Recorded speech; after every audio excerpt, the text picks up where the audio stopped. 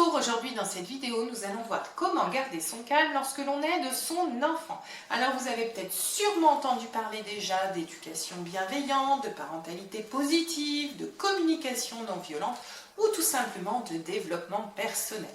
À chaque fois dans ces thématiques-là, on entend parler d'émotions et de besoins. Ça peut paraître simple, évident comme ça, mais concrètement, au jour le jour, quand on est dans ce moment-là, dans la crise, là, comment on fait pour ne pas craquer?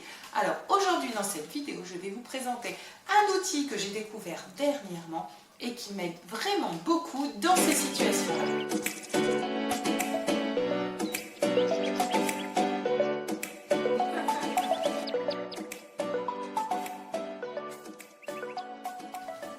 Rebonjour, je m'appelle Karine Garnier, je suis la fondatrice de Cap Réussir, la communauté de tous ceux qui veulent aider leurs enfants à apprendre et réussir.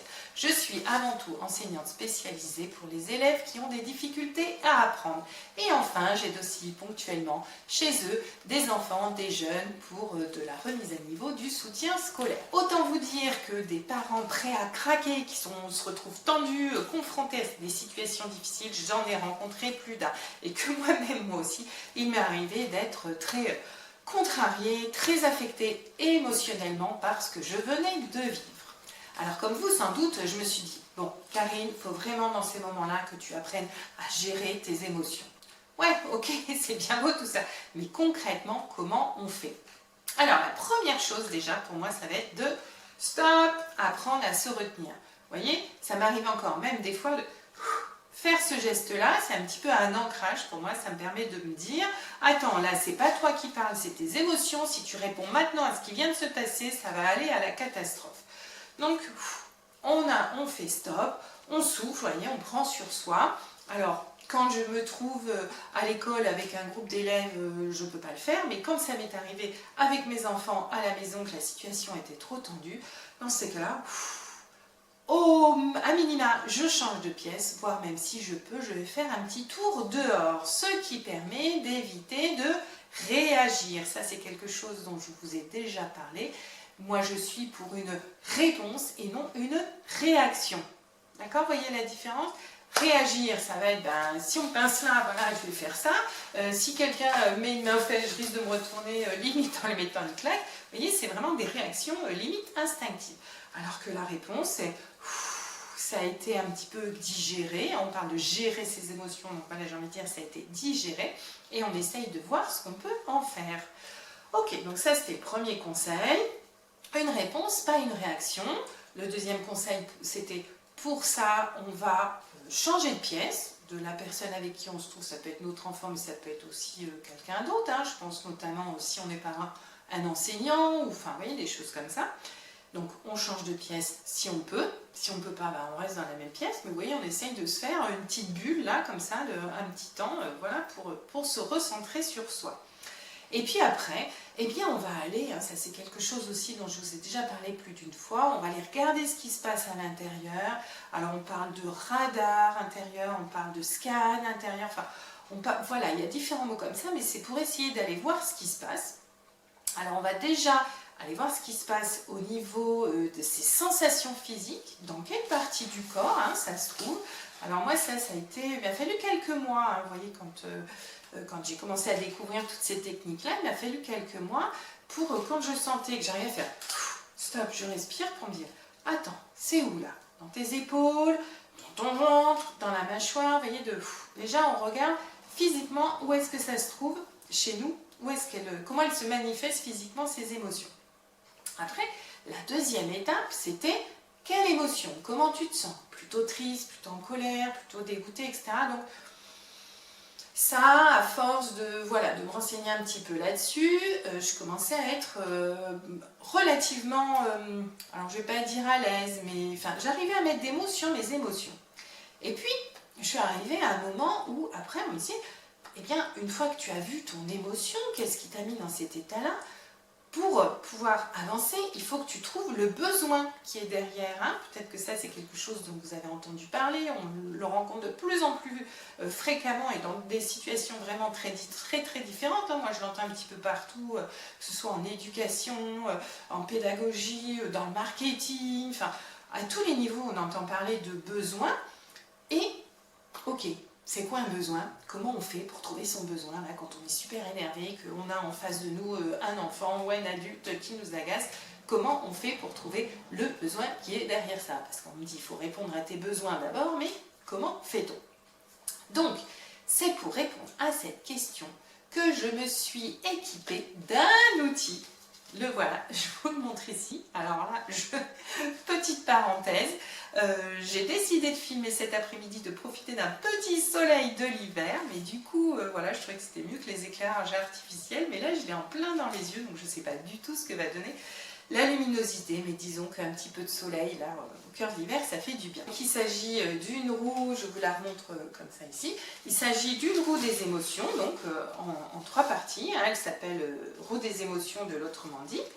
Donc je me suis équipée de cet outil que j'ai attendu avec impatience, j'ai guetté ma boîte aux lettres tous les jours pour voir s'il arrivait. Quand enfin il est arrivé, eh ben, j'ai pensé à vous, je vous ai filmé la découverte de cet outil.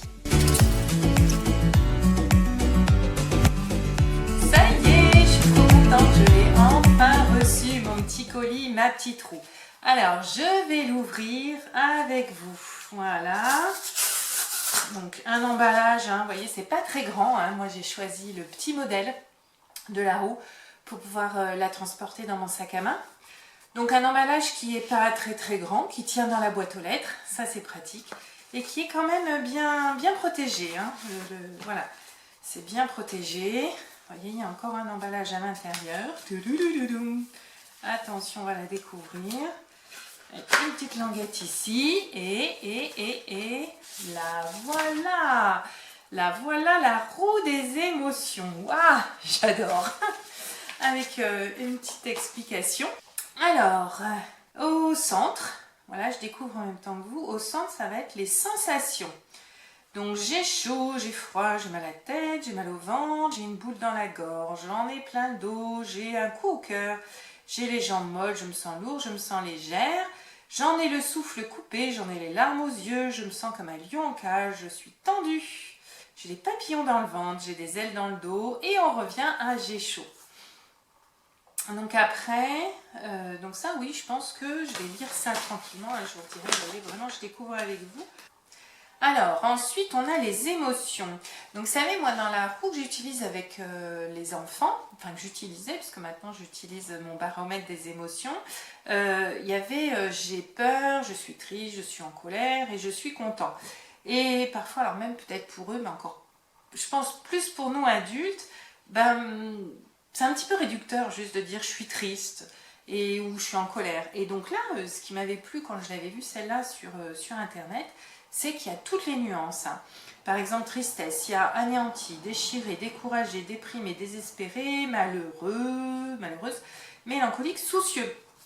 Alors là, c'était le côté triste. Maintenant, le côté joie. Il y a bonne humeur, confiant, content, enthousiaste, euphorique, joyeux, serein, vivant, par exemple.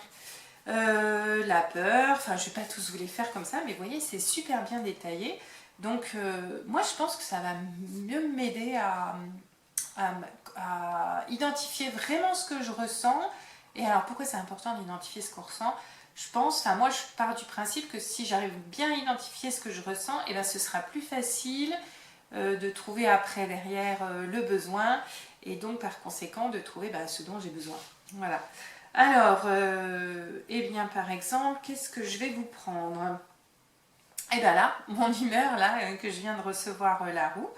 Donc je suis joyeuse, comment je suis? De bonne humeur, confiante, contente, enthousiaste. Euphorique, non plus quand même, je ne me suis pas mis à danser sur la table. Joyeuse, sereine, vivante, enthousiaste. Je crois que voilà, le terme c'est vraiment je me sens enthousiasme. Alors, pourquoi enthousiasme? Quel besoin ça nourrit? Alors, waouh, ça, vous voyez, je pense que ça va être pour moi la partie la plus difficile, qui va me demander vraiment un peu de temps pour m'y mettre. Alors, est-ce que ça nourrit mon besoin de pouvoir, de concrétisation, mon besoin de relation aux autres, de partage, mon besoin de communication, mon besoin de réalisation, mon besoin de sens, mon besoin de sécurité, survie et mon besoin de repère de créativité? Waouh, c'est déjà moins facile. Alors moi je dirais, Là, c'est par rapport... Pourquoi je suis contente Il y a plusieurs besoins en fait. Je suis contente de la recevoir parce que j'ai envie de vous en parler. Mais avant tout, parce que j'ai envie de l'utiliser pour moi. Donc pour moi, ça va être plutôt... est-ce que ça va me donner du sens? Est-ce que ça va me donner de la sécurité? Peut-être de la sécurité. Est-ce que ça va me donner des repères? Oui, des repères. Je pense que c'est ça, ça va me donner des repères. Alors, repères, et ben voilà, j'ai trouvé, ça va nourrir mon besoin de clarification. J'ai besoin que les choses soient claires. Voilà, c'était ma première découverte, mon premier essai de cette roue, la roue des émotions. Alors, je dois vous dire tout de suite que le site, là, l'autrement dit, sont des gens vraiment très charmants, très sympathiques. Parce qu'en fait, j'avais commencé à aller sur leur site, à la commander. Et puis j'ai arrêté ma commande parce qu'en fait je trouvais que les frais de port étaient quand même pas donnés. Ils m'ont envoyé un petit mail pour savoir pourquoi j'avais pas donné suite. Et puis quand je leur ai expliqué en fait que voilà, j'avais dans l'idée de découvrir cette roue et que si elle m'intéressait de la présenter sur ma chaîne, et bien en fait ils me l'ont offerte. Donc je les en remercie vraiment sincèrement. Alors du coup, si elle vous intéresse aussi, allez voir sur leur site, hein, je vous mets le lien juste en dessous, puis peut-être ce serait intéressant de vous regrouper pour économiser les frais de port ou d'aller dans un de leurs magasins, des magasins revendeurs, si vous en avez près de chez vous, moi il n'y en avait pas autour de chez moi. Voilà, donc j'ai reçu cette roue et puis j'ai décidé de l'utiliser et puis de filmer un petit peu 2-3 fois comme ça où je l'ai utilisé pour vraiment vous montrer... comment je pourrais dire? Vous voyez, je trouve que quand on regarde des vidéos, quand on lit des articles qui parlent d'émotions, de besoins, de communication non violente, la CNV, de tout ça, ça paraît toujours facile, enfin tout simple, on fait ça d'abord, puis on fait ça, puis on fait ça, et puis si on fait ça, après il va se passer ça, et hop, ça va être miraculeusement réglé. Donc moi je me suis filmée voilà, dans des situations vraies de la vie de tous les jours, hein, pas du tout dans mon petite installation studio, mais voilà, avec mon téléphone, je me suis même filmée dans la voiture pour vous montrer que mettre des mots sur ses émotions, sur ses besoins, c'est pas aussi simple que ça. Et on va voir au final, est-ce que cette roue m'y a aidé ou pas? Je vous laisse découvrir les différentes petites situations. Donc aujourd'hui dans un groupe, il y a un élève, voilà, un élève qui m'a, justement, qui m'a quoi? Donc ce qui me vient, c'est qu'il m'a agacée. Alors joie non, peur non, tristesse non, colère oui. J'étais mécontente, ça m'a irritée. Voilà. Alors, gros challenge, hein, moi je vous avais dit que les émotions ça va encore, mais trouver le besoin c'est moins facile. Donc, qu'est-ce qui n'a pas été, enfin, quel besoin n'a pas été nourri pour moi là-dedans? Alors, communication, respect, reconnaissant, présence, justice, échange, discrétion. Je pense qu'il y a déjà ce besoin. J'aime bien en fait, j'aime bien les personnes discrètes, hein, les personnes qui prennent pas toute la place. Ouais. Ouais, du coup, ça me fait réfléchir. Je me dis, en fait, si moi j'ai besoin de discrétion et d'appartenance au groupe, hein, j'ai besoin qu'on soit un groupe et que chacun trouve sa place dans le groupe. C'est vraiment ça, en fait, le besoin qui est derrière. Donc, du coup, ça va m'aider, en fait, à mieux aller voir, lui, son besoin. Est-ce que, lui, il a quelque chose à travailler, du coup, sur cette appartenance au groupe? Voilà, aujourd'hui, c'est une petite séance à chaud. Là, je viens de vivre... une séance, une heure un petit peu compliquée. En fait, je suis allée observer dans la classe d'une collègue et voilà, on va voir l'effet que ça m'a fait. Bon, alors vous comprendrez bien que par devoir de réserve, je peux pas... Je vais essayer d'éviter au maximum d'aller sur le contenu, hein, mais je vais vraiment du coup rester voilà, sur moi, mes émotions, mes ressentis et mes besoins. Alors, c'est parti. Alors que donc les sensations physiques, je me sens hyper tendue, vous voyez, crispée, là, les poings qui serrent, la mâchoire qui serre, enfin voilà, je me rappelle qu'en stage découverte des émotions, on nous avait fait travailler là-dessus, où est-ce que c'est dans le corps? Là c'est vraiment la boule au ventre, l'estomac qui se noue, les mains crispées et les mâchoires tendues. Comment je me sens? Alors à la fois dégoûtée, super dégoûtée, et à la fois en colère. Voilà, je me sens ouais, mécontente, mauvaise humeur, nerveuse, non, irritée, furieuse, frustrée, fâchée. Il y a plus un côté découragé quand même. Hein. c'est dégoûté, découragé. Ce serait plus là-dedans quand même. Je sais pas où ils l'ont mis, découragé.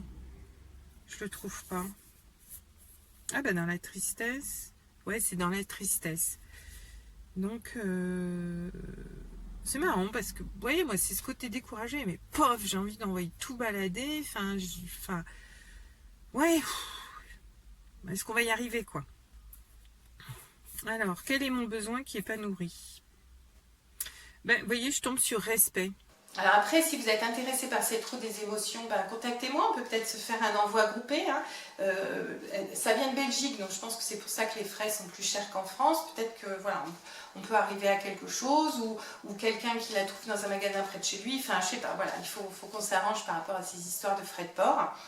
Voilà, mais en tout cas, moi je la trouve vraiment très très bien faite, et puis je vais vraiment continuer de l'utiliser. Peut-être que je vous ferai un petit, comment on appelle ça, une petite mise à jour dans quelques temps pour vous dire où j'en suis, est-ce que j'utilise beaucoup plus facilement, beaucoup plus naturellement, est-ce qu'elle m'aide à y voir plus clair. Après, si vous utilisez d'autres outils, hein, je sais que sur internet on trouve des listes d'émotions, des listes de besoins, enfin voilà. N'hésitez pas à les partager dans les commentaires, ou si vous préférez venir en parler dans un endroit un peu plus privé, venez rejoindre le groupe Facebook de Cap Réussir pour partager vos outils ou partager vos difficultés à utiliser cet outil-là. Enfin, voilà, le groupe Facebook de Cap Réussir, c'est un groupe d'entraide, de partage et de soutien. Comme d'habitude, je finirai en disant, n'oubliez pas de vous abonner à cette chaîne si vous voulez être tenu au courant des prochaines vidéos, hein, que ce soit des astuces vraiment très concrètes, des tutos ou des choses un petit peu plus voilà, qui concernent le développement personnel et l'éducation bienveillante. Il y a de tout sur Cap Réussir pour permettre à nos enfants et à nos jeunes d'apprendre, progresser et réussir avec plaisir. Enfin, si vous pensez que ces valeurs et puis ces outils méritent d'être connus d'un plus large public, hein, si vous souhaitez agrandir la communauté de Cap Réussir, n'oubliez pas de liker, commenter et partager les vidéos pour montrer à YouTube que le contenu est intéressant. C'est tout pour aujourd'hui, je vous retrouve la semaine prochaine. Bye!